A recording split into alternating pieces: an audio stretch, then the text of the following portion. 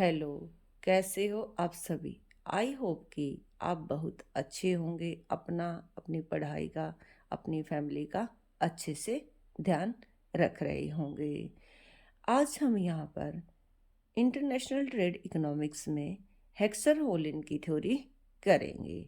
इस थ्योरी को करने के बाद आपको किसी प्रकार की कोई कन्फ्यूजन नहीं होगी और ना ही आपको इसका कंसेप्ट बार बार पढ़ने की ज़रूरत पड़ेगी। तो चलिए देखते हैं हेक्सर होलिन थ्योरम। हेक्सर जो है, उन्होंने 1919 के अंदर 1919 में, होलिन ने 1933 में, हेक्सर ने, जो एली हेक्सरिन का पूरा नाम है, इन्होंने 1919 में, ये स्वीडिश इकोनॉमिक्स है यानी कि स्वीडिश के रहने वाले हैं, इन्होंने एक आर्टिकल पब्लिश किया, the effect of foreign trade on the distribution of A income. दोबारा सुनो कि the effect of foreign trade on the distribution of income. ये जो इन्होंने आर्टिकल पब्लिश किया, तो उसके बारे में इस आर्टिकल में इस थ्योरी के बारे में बताया गया, लेकिन लोगों ने इसको नोटिस ही नहीं किया। इस कंसेप्ट को कहीं पर मतलब उभर कर ही नहीं आया कि इस तरह का भी कोई कंसेप्ट है। उसके बाद होलिन, जो कि इनके स्टूडेंट रहे हैं, इनके फॉर्मर स्टूडेंट हैं, उन्होंने 1933 के अंदर inter regional and international trade, एक फेमस बुक है, उसको पब्लिश किया। जब जाकर जो इन्होंने कंसेप्ट दिया था, एक तरीके से उसका उद्धार हुआ, यानी कि वो यहाँ पर फिर चला। तो है, इसलिए इसको हम हेक्सर होलिन थ्योरी के नाम से जानते हैं, क्योंकि हेक्सर ने पहले ये कंसेप्ट दिया अपने एक आर्टिकल में, फिर उसी को इसके जो फॉर्मर स्टूडेंट्स हैं उन्होंने, जो होलिन है, ये भी स्वीडिश के ही हैं, इन्होंने क्या किया, एक बुक दी जो मैंने आपको बताया कि inter regional and international trade, जिसमें इसको दोबारा पब्लिश किया।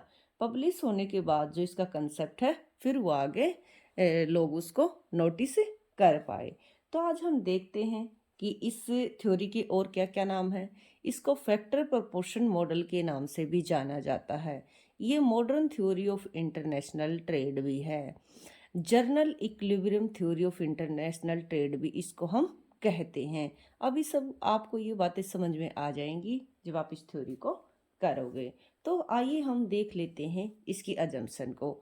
और ये एक्सटेंशन है, जैसे कि हम स्टार्ट करते हैं एडम स्मिथ से, फिर रिकार्डो के ऊपर, जो एडम स्मिथ में जो कमियां थी वो रिकार्डो ने कंप्लीट की। रिकार्डो को एक्सटेंड कर रही हैं ये थ्योरियाँ। जो ये थ्योरी है, इसके अंदर ये बताया गया है कि जो एडम स्मिथ है, जो रिकार्डो है, ये जो इकोनॉमिक्स है, वो ये नहीं बता पाए कि जो ट्रेड होता है और ट्रेड से जो बेनिफिट होता है, उसका कारण क्या है। अब यहाँ पर ये बताएंगे कि इस जो ट्रेड होता है, वो ट्रेड से दोनों कंट्री को जो बेनिफिट होता है, उसका क्या कारण है। आपने देखा, चाहे वो एडम स्मिथ की थ्योरी थी, चाहे वो रिकार्डो की थ्योरी थी, चाहे वो मिल की थ्योरी है, सब में ही single factor of production only labour है। उसके बाद आप देखोगे, इस थ्योरी के अंदर ये जो थ्योरी है वो है 2x2 का मॉडल। तो 2x2 का मॉडल का मतलब है कि दो देश हैं, कोई भी ए और बी कंट्री हैं, दो वस्तुएं हैं एक्स और वाई, दो फैक्टर ऑफ प्रोडक्शन है लेबर और कैपिटल। तो इसकी अजम्पशन हो गई कि ये 2x2 का मॉडल है। फिर है सेकंड, कि आप देखो, आप विद इन कंट्री, यदि कि विद इन कंट्री आप कहीं पर भी मूव कर सकते हैं, बट आउट ऑफ कंट्री आप नहीं जा सकते। जो फैक्टर है यहाँ पर, फैक्टर ऑफ प्रोडक्शन है, वो विद इन कंट्री, यानी कि जो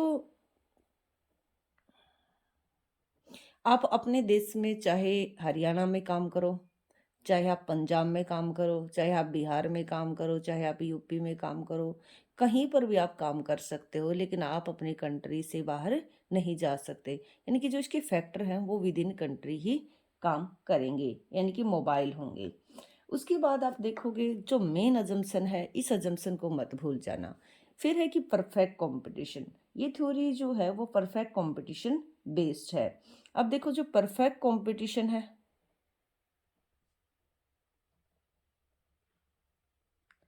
परफेक्ट कंपटीशन का मतलब होता है जहां पर डिमांड और सप्लाई ऑटोमेटिक इंटरसेक्ट करते हैं। परफेक्ट कंपटीशन का मतलब होता है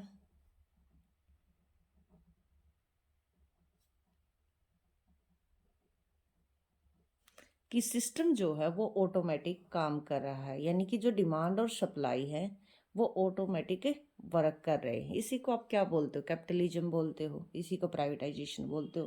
तो एक तरीके से जो गुड्स मार्केट है, जो आपकी एक तरीके से लेबर मार्केट है, दोनों में परफेक्ट कंपटीशन है। इसका मतलब है कि अगर गुड्स मार्केट की हम बात करें पहले, तो इसका मतलब है कि दिए हुए प्राइस पर जो इंडस्ट्री डिसाइड करता है, इसी प्राइस पर जो है जो फर्म है उस प्रोडक्ट को सेल करती है, और जो लोग हैं वो इसी प्राइस पर इस कमोडिटी को परचेज करते हैं। तो इसलिए यहाँ पर जो प्राइस है वो एक तरीके से किस तरीके के हैं, जो इंडस्ट्री ने जो डिसाइड किया है उसी के आधार पर। तो इसका मतलब है दिए हुए रेट पर ही चीज़ें बिक रही हैं। दूसरा है कि जब लेबर मार्केट की बात करते हो तो यहाँ पर प्राइस की जगह सिर्फ वेज हो जाएगा, यानी कि दिए हुए वेज पर आप जितना मर्जी लेबर को हायर कर सकते हो। यहाँ पर क्या था, दिए हुए वेज पर जितना मर्जी आप गुड्स को सेल कर सकते हो। तो इसका कारण है कि यहाँ पर इन्होंने बताया है कि दोनों ही जो मार्केट है वहाँ पर परफेक्ट कंपटीशन है। अब देखो, जब परफेक्ट कंपटीशन होता है ना, तो वहाँ पर पूर्ण रोजगार भी होता है, क्योंकि जितने भी आपके पास फैक्टर होते हैं वो सारे फुली यूटिलाइज होते हैं। तो इस थ्योरी की जो अजम्पशन है कि यहाँ पर फुल एम्प्लॉयमेंट है, फुल एम्प्लॉयमेंट है, फुल एम्प्लॉयमेंट है। उसके बाद आप देखोगे कि यहाँ पर जो प्रोडक्शन फंक्शन है वो लीनियर होमोजीनियस है, यानी कि कांस्टेंट रिटर्न टू स्केल के आधार पर काम किया जा रहा है। जितने आप फैक्टर को इंक्रीज करोगे उतना ही आपका उत्पादन बढ़ जाएगा। फिर उसके बाद आप देखोगे कि यहाँ पर जो दोनों कंट्री के अंदर जो दोनों कंट्री हैं, चाहे वो ए या बी जो कंट्री है, दोनों के जो टेस्ट और जो प्रेफरेंस है वो सेम है। टेस्ट और प्रेफरेंस का मेरा मतलब है कि अगर ए कंट्री एक्स और वाई को कंज्यूम करता है तो बी कंट्री भी एक्स और वाई को कंज्यूम करता है, यानी कि दोनों कंट्री में जो कंजम्पशन है वो एक जैसा है, सिमिलर है। फिर उसके बाद आप देखोगे कि जो फैक्टर एंडाउमेंट्स है, फैक्टर एंडाउमेंट्स दोनों कंट्री में, अगर आप ए कंट्री की बात करते हो तो मान लिया जाए कि आपके पास 50 लेबर हैं और आपके पास 10 मशीनें हैं। इधर अगर आप देखो तो इनके पास मान लिया जाए कि 10 मशीनें हैं और 10 यहाँ पर एक तरीके से ये मैंने लेबर लिया है और ये मैंने कैपिटल लिया है, और दूसरी कंट्री में हमने ये इस साइड ये लेबर लिया है और इस साइड ये कैपिटल लिया है। तो यहाँ पर आप देखोगे कि अगर आप इनका कंपैरिजन ना करो तो जब तक आप इस थ्योरी को पढ़ते रहोगे तब आप अगर इनका एक तरीके से एब्सोल्यूट फॉर्म में देखते हो तो ये फैक्टर अपनी अपनी कंट्री में कांस्टेंट है। जब कंपैरिजन आप करते हो तो ये जो फैक्टर है वो कम या ज़्यादा हो सकते हैं। एक ये डिफरेंस है, ये इसकी अजम्पशन है। दूसरा क्या है कि जो जिस कंट्री में जो फैक्टर ज़्यादा होगा वो उसी का प्रोडक्शन करेगा, उसी कमोडिटी का, और जिसमें जो कम होगा उस कमोडिटी को वो क्या कर लेगा, इंपोर्ट कर लेगा। दूसरा है कि यहाँ पर जो फैक्टर इंटेंसिटीज है वो रिवर्सेबल नहीं है। ऐसा नहीं है कि कपड़ा अगर इंडिया में बनता है तो उसकी कॉस्ट जो उसके अंदर जो लेबर है वो कम यूज हो जाए और मशीनों लेबर का ज़्यादा यूज हो और मशीनों का कम यूज हो।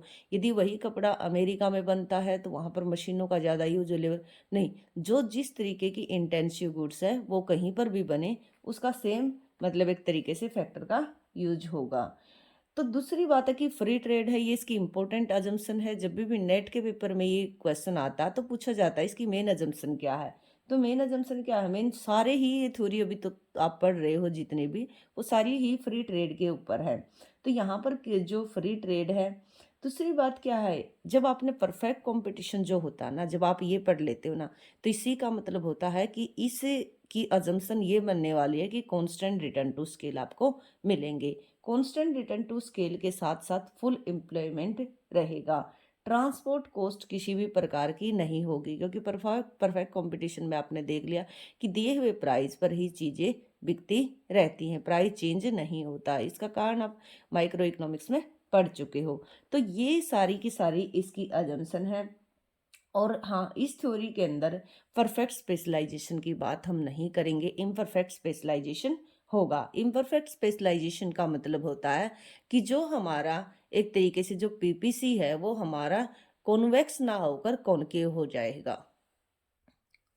ये जो थ्योरी बेस्ड है वो दो क्राइटेरिया के ऊपर बेस्ड है, एक फिजिकल क्राइटेरिया, एक आपका प्राइस क्राइटेरिया। हाँ, इसका एक जरूरी कंसेप्ट है जो आपको ध्यान में रखकर चलना है। जो हेक्सर-होलिन थ्योरम है वो मेनली आपको ये बताती है कि एक कंट्री के पास जो फैक्टर अबेंडेंस में है उस अबेंडेंस फैक्टर का यूज करके ही उसको कमोडिटी का प्रोडक्शन करना चाहिए।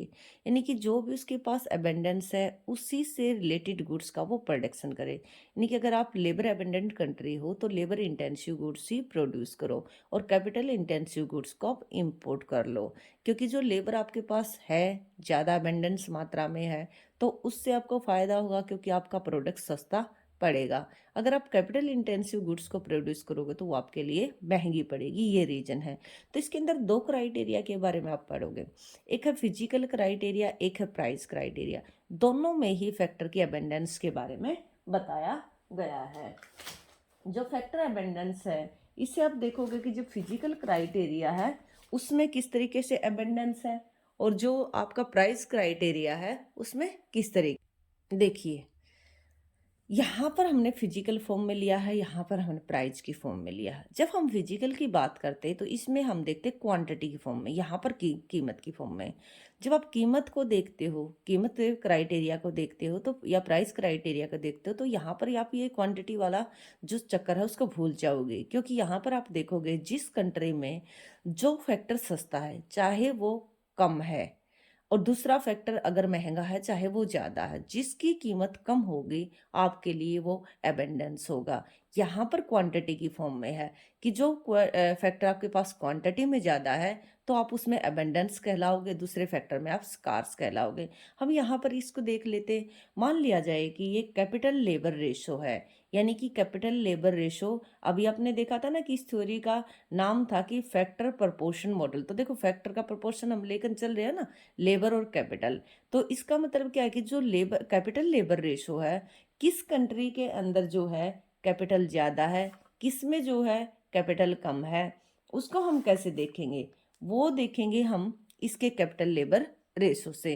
अगर हम मान लिया जाए कि ये कंट्री है, ये कंट्री है और ये कोई बी कंट्री है, इस कंट्री का अगर हम एरो को इस साइड कर देते हैं तो इसका मतलब है कि इस कंट्री के अंदर जो है वो कैपिटल ज़्यादा है, क्योंकि जब कैपिटल ऊपर लिखा हुआ और लेबर नीचे तो जो कैपिटल लेबर रेशो है इस कंट्री में ज़्यादा है। तो इसको बोलोगे कि जो ये बी कंट्री है वो कैपिटल अबेंडेंस कंट्री है और जो ए कंट्री है वो कैपिटल स्कार्स कंट्री है। तो इसको आप देखोगे कि ये कैपिटल अबेंडेंस कंट्री है और ये क्या है, कैपिटल स्कार्स कंट्री है। इसका अब दूसरा, ये तो आपने देख लिया। जब आप लेबर का निकालते हो तो लेबर का ऐसे निकाल लोगे कि एल बाय के कर दोगे इसको और यहाँ भी एल बाय के कर दोगे। अब देखो यहाँ पर वही ए कंट्री रखो और यहाँ पर आप बी कंट्री रखो, बस फर्क क्या करना, एरो का करना। जिसके पास कैपिटल ज़्यादा थी, जिसके पास कैपिटल ज़्यादा थी तो उसके पास क्या था, लेबर की कमी थी।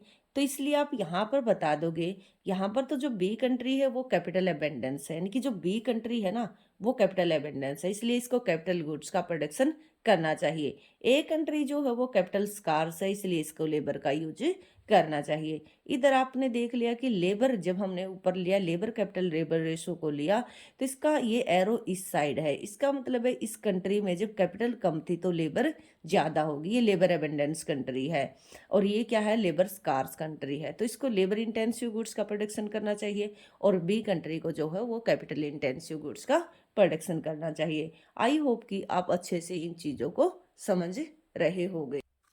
देखिए, अब हम इसको समझते हैं एक डायग्राम के साथ।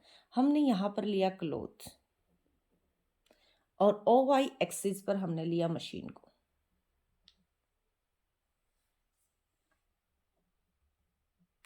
जो मशीन है ये हमारी कैपिटल इंटेंसिव गुड्स है और जो क्लोथ है हमारा ये लेबर इंटेंसिव गुड्स है।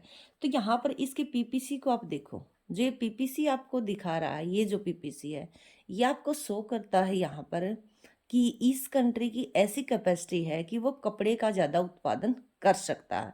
तो इसका मतलब क्या है कि जो ये बी कंट्री है, इसके अंदर क्या है कि जो ये लेबर इंटेंसिव, यानी कि इसके अंदर लेबर ज़्यादा है कैपिटल की बजाय। तो इसका मतलब क्या होगा, लेबर कैपिटल रेशो की हम बात कर रहे हैं यहाँ पर। वैसे शॉर्ट फॉर्म में मैं आपको बता रही हूँ कि लेबर इंटेंसिव है। जो ए कंट्री है, ये बी कंट्री तो लेबर इंटेंसिव है। जो बी का देखो, ये जो पीपीसी है वो इस साइड झुका हुआ है। इसका मतलब है कि जो ए कंट्री है उसके पास कैपिटल ज़्यादा है लेबर की बजाय, यानी कि इसको कैपिटल इंटेंसिव गुड्स का प्रोडक्शन करना चाहिए और इसको लेबर इंटेंसिव गुड्स का प्रोडक्शन करना चाहिए। अजम्पशन थी कि यहाँ पर परफेक्ट स्पेशलाइजेशन नहीं होगा, क्योंकि आपका जो पीपीसी है वो कॉन्वेक्स टू द ओरिजिन है। इसके convex to the origin concave, ये क्यों यहाँ पर इम्परफेक्ट होगा, परफेक्ट होगा, इसको जानने के लिए आप देखिए अपॉर्चुनिटी कॉस्ट थ्योरी को। अपॉर्चुनिटी कॉस्ट थ्योरी की जो वीडियो है वो एक बार देख लीजिए, फिर आपकी ये कन्फ्यूजन दूर हो जाएगी। अब हम यहाँ पर लेते हैं एक एक्सपेंशन पाथ। एक्सपेंशन पाथ आपने माइक्रो इकोनॉमिक्स के अंदर जरूर पढ़ा होगा। मान लिया जाए कि हम यहाँ से एक एक्सपेंशन पाथ लेते हैं। अभी बताती हूँ एक्सपेंशन पाथ का यहाँ पर क्या रोल है। ओ आर हमारा एक एक्सपेंशन पाथ है। जो ये एक्सपेंशन पाथ है यहाँ पर हम दिखाएंगे, इसलिए हम इस एक्सपेंशन पाथ को दिखा रहे हैं ताकि हम ये बता पाएं कि किस कंट्री को कौन से प्रोडक्ट का प्रोडक्शन करना चाहिए। अब देखते हैं, यहाँ से हम लेते हैं एक टेंजेंट करते हैं एक लाइन को।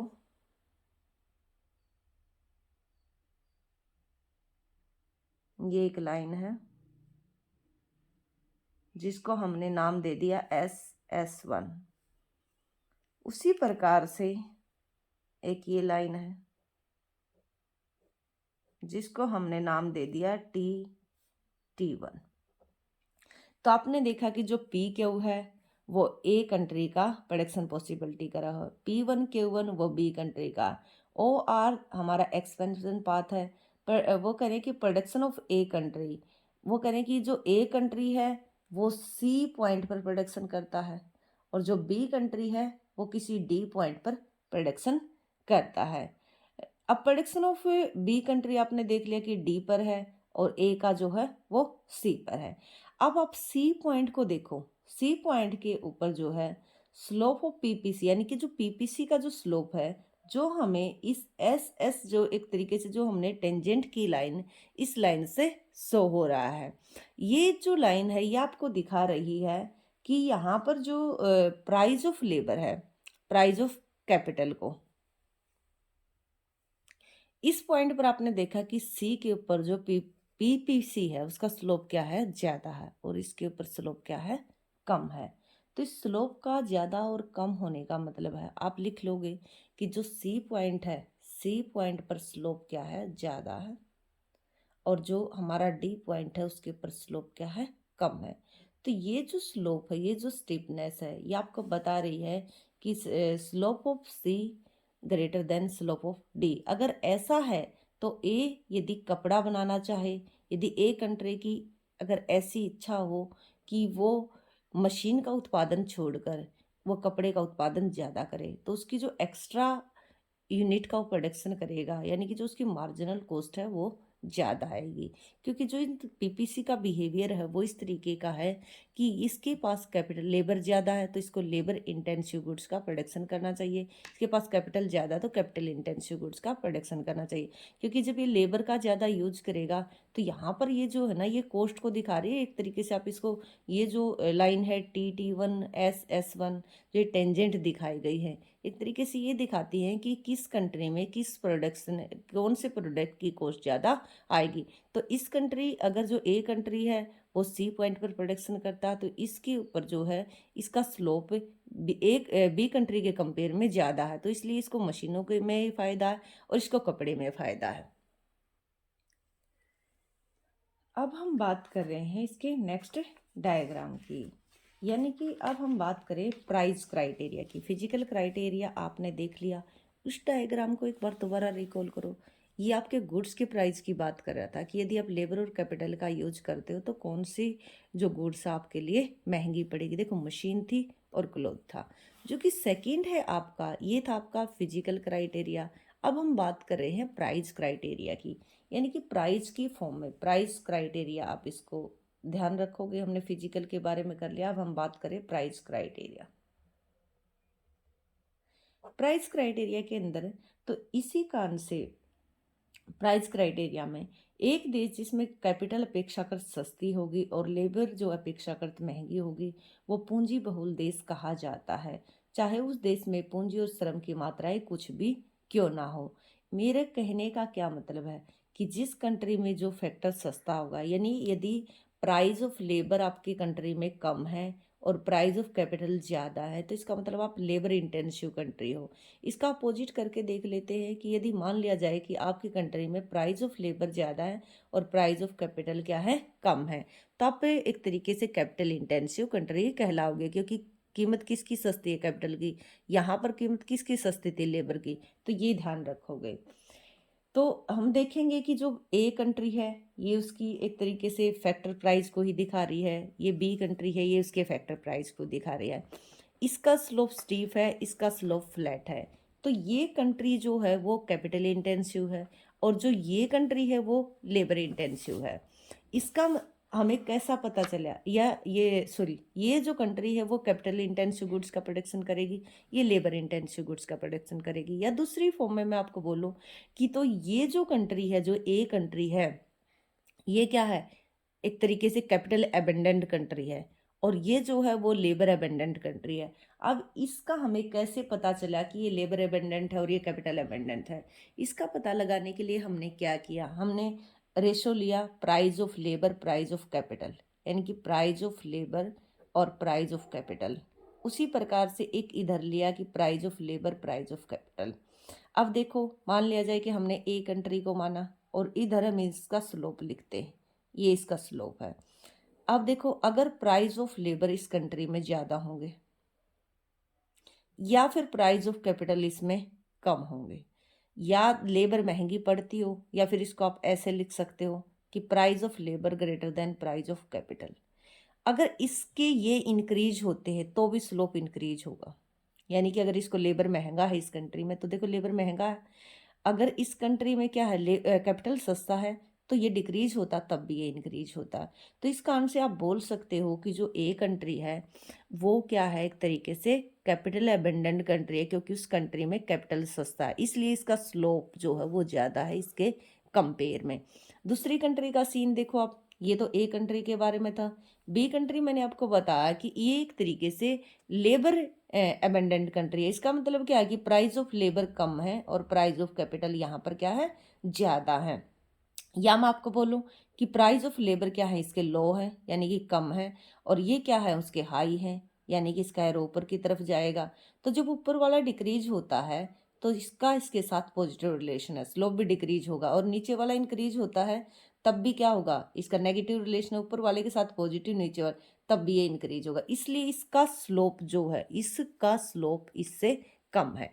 तो यहाँ से हमने आइडिया लगा लिया कि जो ए कंट्री है उसको प्रोडक्शन करना चाहिए एक तरीके से कैपिटल इंटेंसिव गुड्स का, और जो बी कंट्री है उसको प्रोडक्शन करना चाहिए लेबर इंटेंसिव गुड्स का। तो ये फैक्टर प्राइस लाइन है, ये ए कंट्री की फैक्टर प्राइस लाइन है और ये बी कंट्री की फैक्टर प्राइस लाइन है। आप इतना समझ चुके होंगे कि मैं आपको क्या बताने की कोशिश कर रही हूँ। अब हम मानकर चलते हैं कि यदि 100 मशीनों का उत्पादन करना है, हम यहाँ पर कंट्री जो ए की बात करें स्टार्टिंग में कि फैक्टर प्राइस लाइन जो ये ए बी है वो ए की है, A1 B1 जो है बी की है।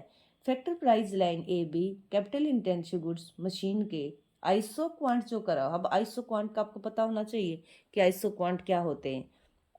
आइसो क्वांट क्या है, प्रोडक्शन को दिखाता है ना, जैसे इंडिफरेंस करो यूटिलिटी को दिखाता है, और एक आइसो क्वांट पर सेम उत्पादन रहता है, जैसे एक इंडिफरेंस करो पर सेम यूटिलिटी रहती है। तो वो करें कि किसी हम आर पॉइंट पर है, ये आर पॉइंट इन्होंने ले लिया। अभी मैं इंडिफरेंस करो थोड़ा सा इसका बना देती हूँ, फिर इसको आगे एक्सटेंड करना, इसलिए इसको कंप्लीट नहीं कर रही। ये इंडिफरेंस सॉरी ये आइसो क्वांट है, ठीक। और ये ए कंट्री के बारे में हम सबसे पहले बात करें, ये करें कि यदि वो आर पॉइंट पर प्रोडक्शन करना चाहती है तो उसको इतनी लेबर की ज़रूरत होगी, इतनी लेबर की रिक्वायरमेंट है और इतनी कैपिटल की। मान लिया जाए कि ये मशीनों का उत्पादन करना चाहते हैं, 100 मशीनों का उत्पादन करना चाहते हैं, तो ओ एल लेबर और ओ के कैपिटल के द्वारा ये उत्पादन कर पाएंगे। यदि इसी के साथ हम देखें कि जो बी कंट्री है, हाँ देखिए कि यदि जो ए कंट्री है वो आर पॉइंट पर, यानी कि यदि 100 मशीनों का उत्पादन करना चाहता है तो उसको ओ के बराबर लेबर, सॉरी कैपिटल, और ओ एल के बराबर उसको लेबर चाहिए। अब यदि यही कंट्री, ए कंट्री के मन में ये विचार आए कि वो मशीनों का उत्पादन ना करके यदि वो एक तरीके से लेबर इंटेंसिव गुड्स का प्रोडक्शन करे, तो तब उसकी क्या सिचुएशन होगी उसके बारे में भी हम जानेंगे। लेकिन सबसे पहले हम देखते हैं कि जो बी कंट्री है, हमने ए का बता दिया कि वो आर पॉइंट पर 100 मशीनों का उत्पादन करने के लिए ये रेशो उसको चाहिए। अब हम बात करते हैं जो बी कंट्री है। बी कंट्री के बारे में जब हम बात करते हैं तो बी कंट्री के मन में यदि ये विचार आए कि वो लेबर इंटेंसिव गुड्स को छोड़कर वो कैपिटल इंटेंसिव गुड्स का प्रोडक्शन करें, तो जब वो कैपिटल इंटेंसिव गुड्स का प्रोडक्शन करता है तो वो ये A1 A2 जो A1 B1 लाइन है, इसके ठीक पैरेलल हमें दूसरी एक लाइन लेनी पड़ेगी, factor price line A2 B2। इसके स्लोप में कोई चेंज नहीं है, इससे कुछ भी फर्क नहीं पड़ता। क्यों हमने ये इसलिए ली है ताकि हम एक ही आइसो क्वांट पर दोनों को दिखा सके, क्योंकि 100 मशीनों का उत्पादन अगर ए करता तब कितना लेबर कैपिटल लेता है, और यदि बी करता है तो तब वो कितना कैपिटल लेबर लेता है। तो मान लिया जाए कि कहीं इस पॉइंट पर हम हैं, ये हमने मान लिया कि कोई एस पॉइंट है, तो अब आप क्या करोगे, इस आइसो क्वांट को आगे की तरफ एक्सटेंड कर दोगे। तो अब जो बी कंट्री है उसको 100 मशीनों का उत्पादन करने के लिए अब इतनी लेबर की ज़रूरत है OL1, और जो उसको जो कैपिटल चाहिए, अब जो उसकी कैपिटल है वो है OK1, इतना उसको कैपिटल की ज़रूरत है OK1, कितना 100 मशीनों के प्रोडक्शन के लिए। अब हम बात करते हैं, ये तो हमने देख लिया कि ए कंट्री 100 मशीनों का उत्पादन करने के लिए इतनी लेबर कैपिटल चाहिए। अगर बी कंट्री भी चाहता है कि मैं मशीनों का उत्पादन करूं तो उसको इतनी लेबर और इतनी कैपिटल की ज़रूरत होगी। इसके बाद हम देखते हैं ए कंट्री का और बी कंट्री का कपड़े के साथ, यानी कि लेबर इंटेंसिव गुड्स के साथ उसका कंपैरिजन। अब हम मानकर चलते हैं कि ए कंट्री यदि 100 मीटर कपड़े का उत्पादन करना चाहता है, यदि 100 मीटर वो कपड़े का उत्पादन करना चाहता तो उसका आर से R1 पर होगा। देखो उसका तो सेम ही इस पर रहेगा, इसको हमने इसलिए शिफ्ट किया था क्योंकि यहाँ तो हम उसको दिखा नहीं सकते थे, ठीक है, और पैरेलल शिफ्ट करने में इसके साथ कोई प्रॉब्लम नहीं थी। तब देखोगे जो लेबर है, अब उसको इतना लेबर की ज़रूरत है और इतना उसको कैपिटल की ज़रूरत है। आप लिख सकते हो कि ये OL1 से OL2, ये K2। उसके बाद यदि जो बी कंट्री है, यदि वो कपड़े का उत्पादन करता है, जो बी कंट्री है, तो वो मान लेते हैं कि हम ये कोई पॉइंट है। अब इस पॉइंट को और इस पॉइंट को अगर आप मिला देते हो तो हमारा एक नया आइसो क्वांट जनरेट होता है, जो कि हमें एक तरीके से लेबर इंटेंसिव गुड्स के बारे में बताता है। यदि 1000 मीटर आप कपड़ा बनाना चाहते हो, क्योंकि कपड़ा हम क्यों ले रहे हैं, क्लोथ का उत्पादन जो है वो लेबर का यूज क्लोथ में ज़्यादा होता है, तो इसलिए अब इस कंट्री को क्या चाहिए भाई, वो इतना लेबर लेगा, इतना लेबर लेगा, और इसको इतनी कैपिटल की ज़रूरत है। तो देखो ये ज़रूरत है इतनी, इसमें इतनी इसकी ज़रूरत है, इस ज़रूरत का मतलब क्या है, ये देखो एक कॉमन सेंस की बात है कि अगर जब आप कैपिटल इंटेंसिव गुड्स का प्रोडक्शन कर सकते हो तो आपको लेबर इंटेंसिव गुड्स का प्रोडक्शन नहीं करना चाहिए।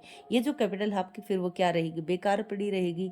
आप इतने महंगे फैक्टर का जब यूज करोगे तो आपकी कॉस्ट ज़्यादा आ जाएगी और उत्पादन आपका उतना ही होगा। उसी प्रकार से जब जो बी कंट्री है उसके पास अच्छी खासी जब लेबर है तो वो क्यों फिर मशीनों का यूज करे। यदि वो 1000 मीटर कपड़े बनाने के लिए अगर वो मशीनों का यूज करता है, यदि वो यहाँ पर जाकर एक तरीके से जो देखा था हमने कि ये तो कपड़े का तो यहाँ पर उत्पादन करता है, और अगर इसकी इच्छा होती कि वो यहाँ पर उत्पादन करे मशीनों का, तो इसके लिए क्या होगा, नॉनसेंस वाली बात हो जाएगी ना कि ऐसा क्यों कर रहा है वो।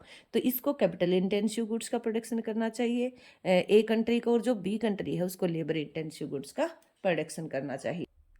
चलिए अब हम बात कर लेते हैं फैक्टर इंटेंसिटीज की, यानी कि साधन गहनता की, क्योंकि थ्योरी के स्टार्टिंग में आपने देखा था कि जो लेबर अबेंडेंस कंट्री और लेबर इंटेंसिव गुड्स का प्रोडक्शन करे, कैपिटल अबेंडेंस कंट्री और कैपिटल इंटेंसिव गुड्स का प्रोडक्शन करे। तो देखिए यहाँ पर कि जो ये क्लोथ है, का आइसोक्वांट है, ये आइसोक्वांट है कपड़े का, और ये जो है ये मशीन का आइसोक्वांट है।